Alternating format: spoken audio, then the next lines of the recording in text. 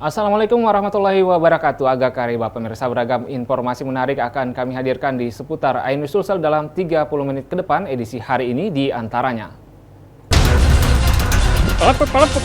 Puluhan pemain judi sabung ayam kocar kacir saat digerebek polisi.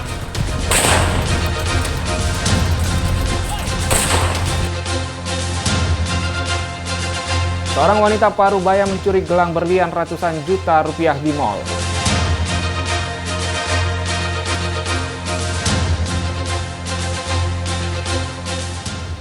(16 orang pegawai Kementerian Komdigi tersangkut kasus situs judi online.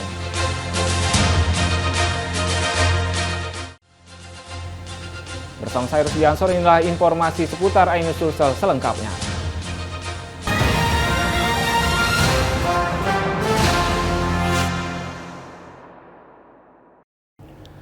Puluhan pemain judi sabung ayam kocar kacir saat digerebek tim gabungan dari Polres Pangkep. Sementara di Makassar, seorang pencuri HP korban kecelakaan digerebek polisi saat tengah asik bermain judi.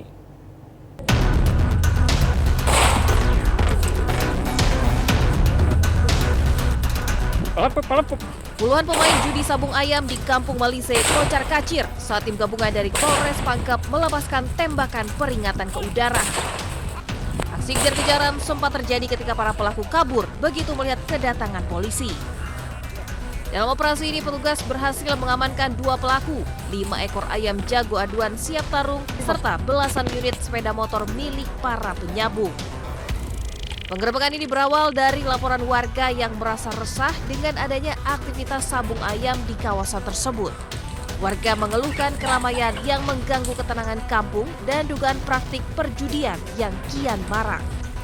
Selain menangkap 2 pelaku, petugas juga membongkar arena sabung ayam dengan membakar sejumlah properti untuk memberi efek jerah. Kami melakukan tembakan ke arah udara sehingga mereka terhambur, lari. Dan kami berhasil mengamankan yang 2 orang itu.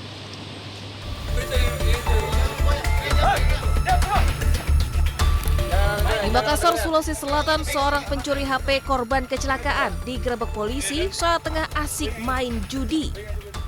Saat diringkus, pelaku mengakui aksi kejahatan yang membawa kabur sebuah HP yang kini ia gunakan milik korban kecelakaan yang sempat ia selamatkan di jalan. Pria pengangguran ini bahkan telah berulang kali keluar masuk penjara dengan kasus tindak pidana pencurian. Modus yang dilakukan pelaku adalah melarikan korban kecelakaan ke rumah sakit. Namun saat penanganan medis, itikat baiknya ternodai dengan melarikan HP yang dipercayakan untuk disimpan. Pada saat terjadi kecelakaan, ini pelaku ikut membawa korban ke rumah sakit. Namun setelah tiba di rumah sakit, korban ini menyerahkan handphonenya kepada pelaku untuk dipegang sementara. Tetapi oleh pelaku mungkin melihat ini kesempatan dan kabur membawa pergi handphone milik korban. Dari Kabupaten Pangkep dan Makassar, Sulawesi Selatan, tim liputan Ainus melaporkan. Konten kreator Gunawan Satbor asal Sukabumi, Jawa Barat yang viral di media sosial ditangkap polisi. Konten kreator yang memiliki joget khas ayam patuk diciduk petugas karena diduga mempromosikan judi online.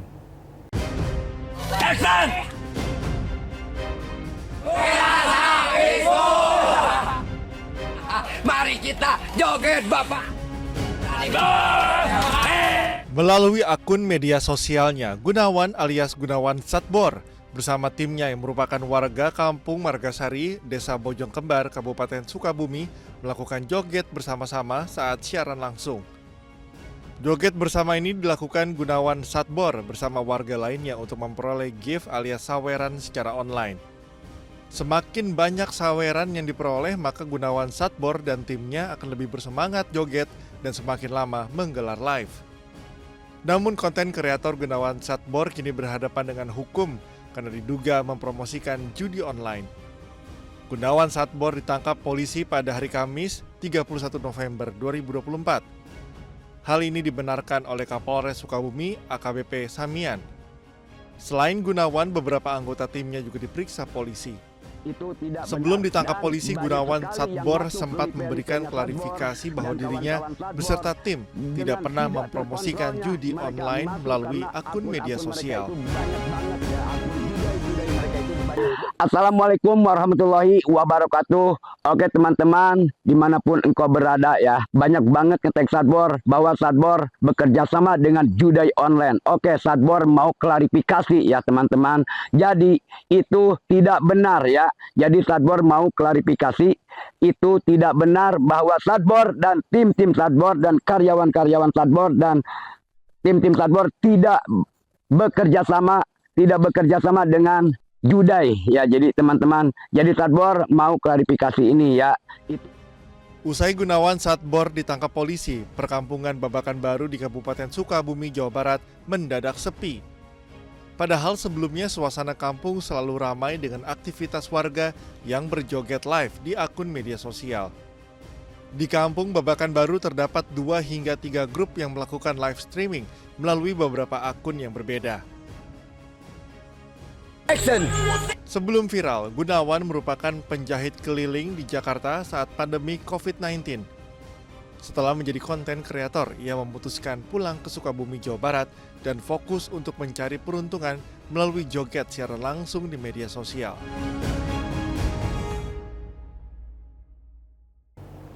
Berpura-pura mencoba perhiasan, seorang wanita Parubaya mencuri gelang berlian ratusan juta rupiah di toko di mal di Surabaya Barat. Saat karyawan lengah, pelaku menjatuhkan gelang senilai 350 juta rupiah yang dicobanya, kemudian mengambil dan kabur. Pelaku ditangkap bersama barang bukti gelang.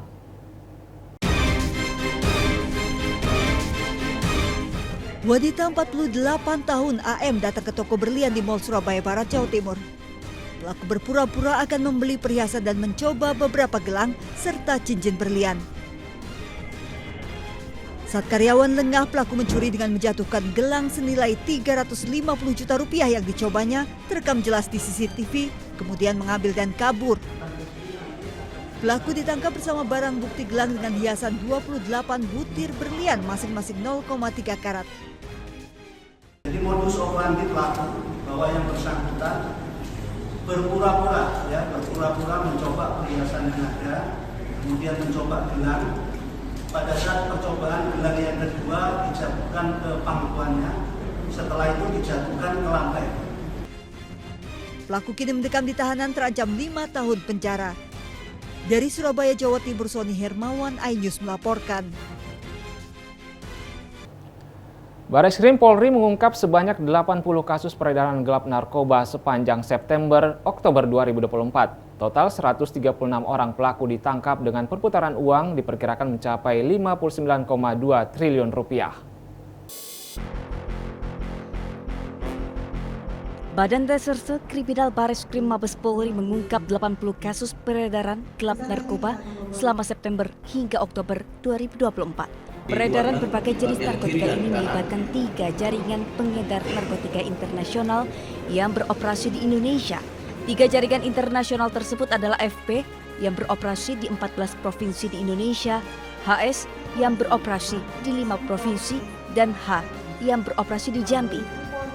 Bekerja sama dengan sejumlah instansi publik lain seperti Kejaksaan Agung, BNN, Bea Cukai, dan PPATK. Tim gabungan berhasil mengamankan barang bukti sebanyak lebih dari 1 ton sabu, 2 ton ganja, 357.731 butir pil ekstasi, 6.500 butir Happy Five, 932,3 kg ketamin, 2,5 kg kokain, dan sejumlah barang bukti lain. Dari 80 perkara yang sudah diungkap tersebut, jumlah tersangka yang berhasil diamankan dalam joint operation ini adalah sebanyak 136 orang tersangka. Total sebanyak 136 orang tersangka ditangkap dengan jumlah perputaran uang yang fantastis mencapai 59,2 triliun rupiah. Para tersangka bakal dijerat Undang-Undang Narkotika dengan ancaman pidana mati, penjara seumur hidup, atau penjara paling singkat 6 tahun. Dari Jakarta, Elsie Keshi, Eri iNews melaporkan.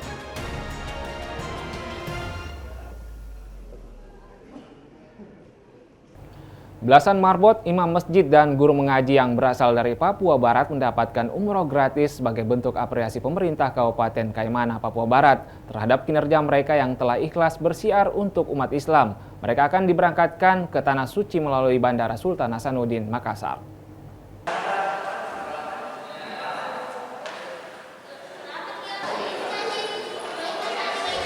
Ratusan jamaah umroh yang tersebar dari berbagai daerah di Sulawesi Selatan maupun di 6 provinsi lainnya mengikuti manasik akbar yang digelar di Asrama Haji Sudiang, Makassar.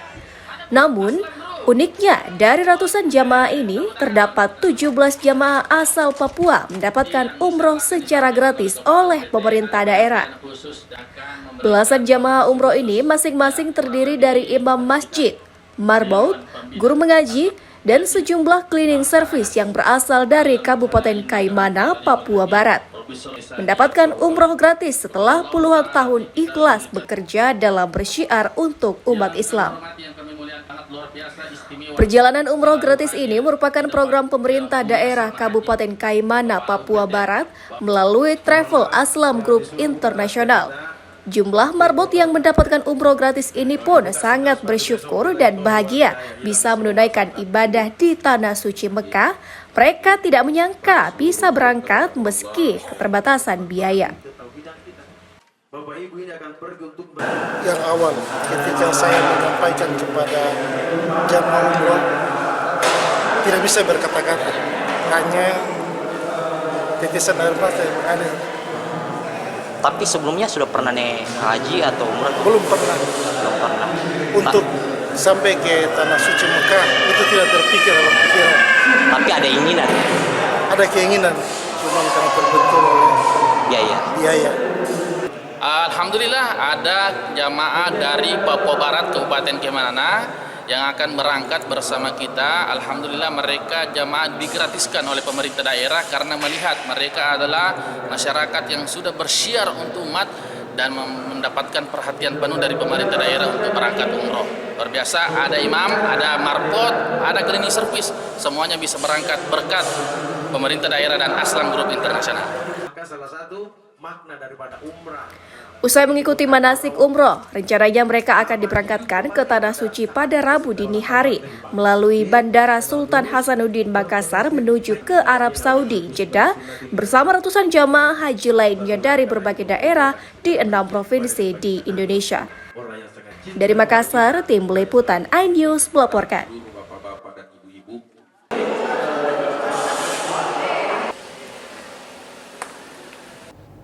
Baik pemirsa, jangan kemana-mana, usai jeda berikut kami akan hadir dengan informasi sakit hati diputus cinta oleh sang kekasih, seorang pemuda sebar video mesum bersama pacarnya di media sosial. Selengkapnya di seputar iNews Sulsel.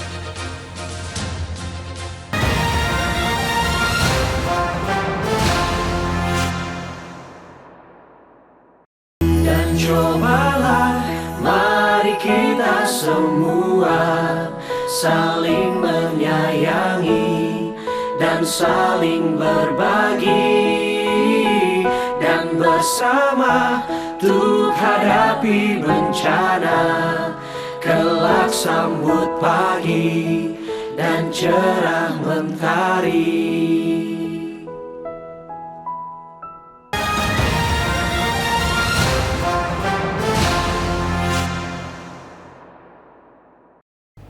Terima kasih Anda masih bersama kami di seputar iNews Sulsel.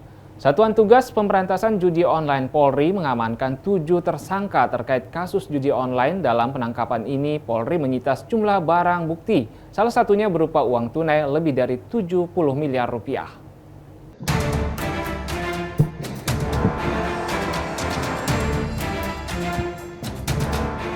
6 orang warga negara Indonesia dan 1 warga negara asing yang diduga bos judi online diamankan dan ditetapkan sebagai tersangka oleh Satgas Judi Online Polri.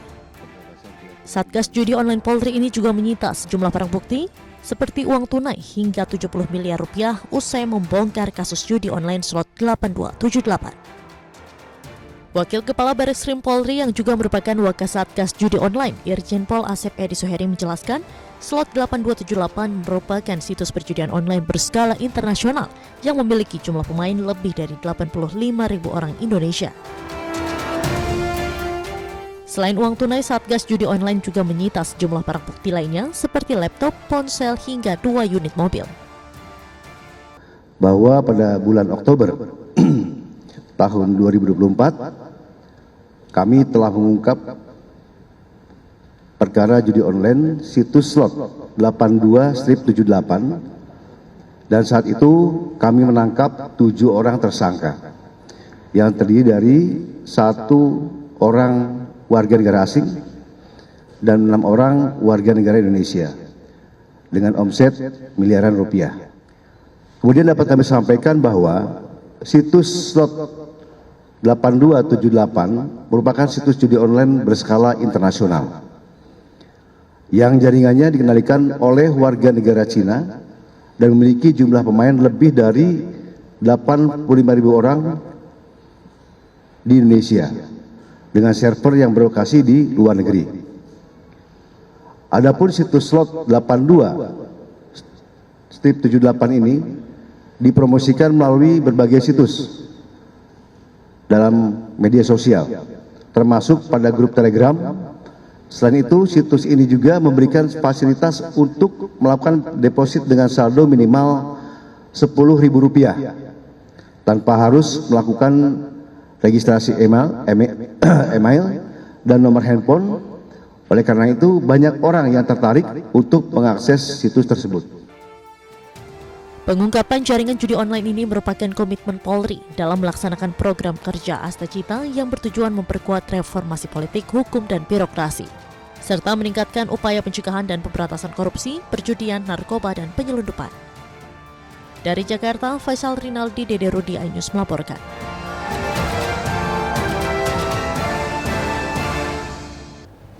Pegawai Kementerian Komdigi yang tersangkut kasus situs judi online bertambah menjadi 16 orang. 11 diantaranya bertugas memblokir situs judi online serta meraup keuntungan hingga 8,5 miliar rupiah.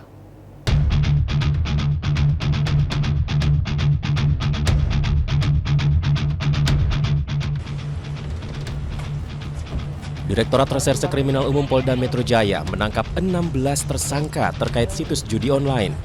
Dari total tersangka yang ditangkap, 11 diantaranya merupakan pegawai aktif Kementerian Komunikasi dan Digital. Mereka ditangkap lantaran menyalahgunakan wewenang pemblokiran situs judi online sebanyak 5.000 situs. Namun yang dilaporkan untuk diblokir hanya 4.000 situs judi online saja. Sisanya, sebanyak 1.000 situs judi online lolos dari pemblokiran dan dijaga oleh tersangka pegawai Kementerian Komdigi. Sementara keuntungan yang didapat dari situs judi online tersebut, tersangka meraup uang senilai 8,5 miliar rupiah dalam sebulan. Fokus hari ini kegiatan penggeledahan. Lebih terkait apa Pak? Penggeledahan terkait apa? Lokasi yang terkait judi online ya. Tersangka berapa? Iya, nanti ya. Jumlah tersangka. Iya. Sebelumnya 2 lokasi telah digeledah polisi, diantaranya markas situs judi online di kantor satelit Ruko Rose Garden 5, Galaksi Bekasi Selatan, Kota Bekasi, Jawa Barat. Polisi menemukan sejumlah barang bukti, diantaranya belasan komputer yang diduga dioperasikan tersangka sebagai situs judi online. Tak sampai di situ, polisi pada Jumat malam juga menggeledah kantor Kementerian Komunikasi dan Digital. Dalam penggeledahan, 4 tersangka yang merupakan pegawai Komdigi sudah memakai baju tahanan. Penggeledahan ini dilakukan polisi di sejumlah ruangan yang ada di lantai 2 dan 3 Kementerian Komdigi. Hasilnya, polisi mengamankan tumpukan berkas yang berada di dalam kotak kontainer. Tim Liputan iNews melaporkan.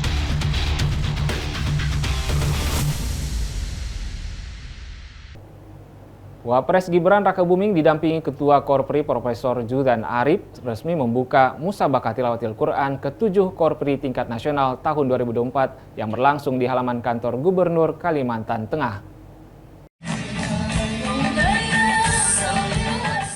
Musabaqah Tilawatil Quran ke-7 Korps Pegawai Republik Indonesia Korpri tingkat nasional tahun ini dipusatkan di Palangkaraya, Kalimantan Tengah. Pembukaan yang berlangsung di halaman kantor Gubernur Kalteng turut dihadiri Wakil Presiden Gibran Rakabuming Raka. Didampingi Ketua Umum Dewan Pengurus Korpri Nasional Zudan Arif Fakrullah dan Gubernur Kalteng Sugianto Sabran. Wapres Gibran Rakabuming menandai pembukaan MTQ dengan pembukulan katambung alat musik khas Kalteng. Ketua Umum Dewan Pengurus Korpri Nasional Zudan Arif Fakrullah mengatakan, MTQ 7 Korpri tingkat nasional tahun ini menjadi yang terbesar dalam sejarah penyelenggaraannya karena diikuti oleh 89 kafilah dari kementerian, lembaga, dan provinsi se-Indonesia. MTQ Korpri disebut sebagai media edukasi untuk mengamalkan nilai-nilai Al-Quran dalam kehidupan sehari-hari. Sebagai aparatur sipil negara, melalui kegiatan ini diharapkan dapat menciptakan hubungan yang semakin erat antar ASN, serta dapat menjadi daya dorong pengamalan Al-Quran dalam memperkuat etos kerja di lingkup pemerintahan. MTQ yang ke-7 ini, rekan-rekan, memiliki makna khusus, ya, karena ini di awal pemerintahan baru. Ini kami rancang secara sadar untuk mengingatkan ASN agar bergerak cepat dan bertindak tepat. Bergerak cepat dan bertindak tepat. Karena di tangan para ASN ada kewenangan dan ada tata kelola keuangan ribuan triliun. Jadi kami harus membentengi para ASN dengan akhlak yang baik, perilaku-perilaku yang berjiwa Qurani sampai ke tataran birokrasi. Ini ikhtiar dari Korpri untuk itu. Dalam MTQ Korpri kali ini, Sulsel mengirim 29 kafilah untuk bersaing menjadi yang terbaik. Para juara dari Sulsel bahkan dijanjikan bonus beasiswa pendidikan S2 hingga S3 oleh pejabat Gubernur Sulsel, Prof. Zudan Arif Fakrullah. Pembukaan MTQ Korpri di Kalteng sendiri berlangsung meriah. Pembukaan ini juga ditandai dengan penyerahan piala bergilir juara umum kepada Ketua Umum Korpri untuk selanjutnya diserahkan kepada tuan rumah yang diterima Gubernur Kalteng Sugianto Sabran. Dari Palangkaraya, tim iNews melaporkan. Sakit hati diputus cinta oleh sang kekasih, seorang pemuda di Blitar, Jawa Timur sebar video mesum bersama pacarnya di media sosial. Akibat ulahnya, pelaku kemudian diamankan aparat Satreskrim Polres Blitar dan terancam Undang-Undang ITE dan pornografi.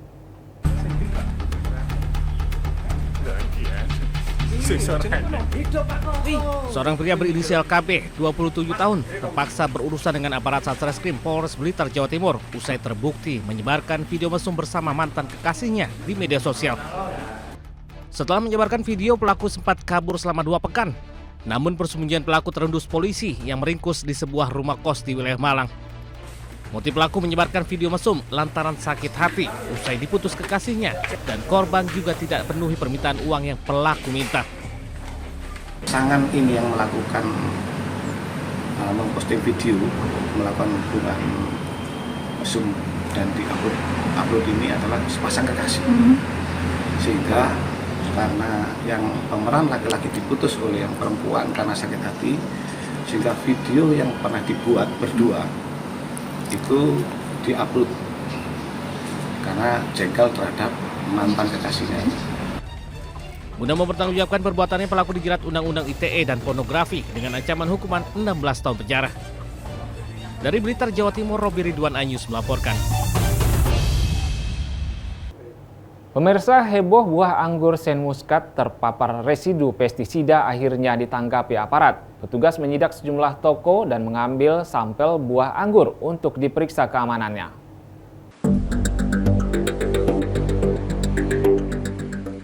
Toko buah di Kecamatan Jiwan, Mejayan, dan Dolopo didatangi petugas Dinas Ketahanan Pangan dan Peternakan DKPP Kabupaten Madiun, Jawa Timur. Petugas melakukan rapid test pada buah anggur impor Sen Muscat asal Tiongkok untuk mengetahui tingkat keamanan.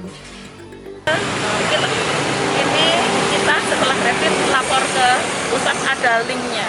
Jadi kita di Inspeksi Pengawasan langsung lapor hasilnya. Kalau anggur Muscat sendiri ini yang ada di Kabupaten Madiun dari mana? Dari Cina. Pemerintah akan menutup keran impor jika ditemukan bahan kimia berbahaya. Kasus ini masih dikaji Badan POM. Kalau memang ada di situ ada pelanggaran atau di situ ada kandungannya, tentu akan kita kaji dan akan kita larang. Menurut pedagang, isu residu pestisida pada anggur Sen Muscat belum berpengaruh pada penjualan. Konsumen masih menyukai anggur jenis ini yang terkenal enak dengan harga terjangkau. Liputan iNews melaporkan. Informasi tadi menutup jumpa kita di seputar Ainus Sulsel hari ini. Saya Rusdi Ansor pamit undur diri, selamat beraktivitas, salam kita pada salama, wassalamualaikum warahmatullahi wabarakatuh.